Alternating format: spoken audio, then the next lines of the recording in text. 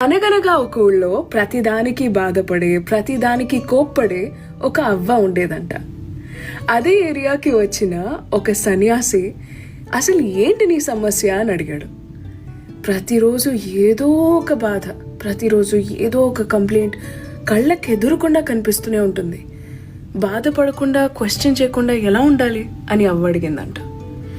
దానికి ఆ స్వామి చెప్పారు, ప్రతిరోజు ఆ గెద్దకి మాంసం ఎలా దొరుకుతోంది, ఇంకా ఆ తేనెటీగకి ప్రతిరోజు పువ్వులు ఎక్కడ దొరుకుతున్నాయి? ప్రతిరోజు దొరుకుతున్నాయి కదా, ఎలా? ఎందుకంటే తేనెటీగ ప్రతిరోజు తేనున్న పువ్వు కోసం వెతుకుతుంది.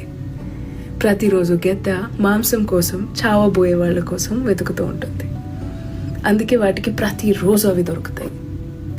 నువ్వు ఏ రోజైతే ఈరోజు నేను ప్రశాంతంగా ఉంటాను అని డిసైడ్ అవుతావో ఆ రోజు నువ్వు ఎలాంటి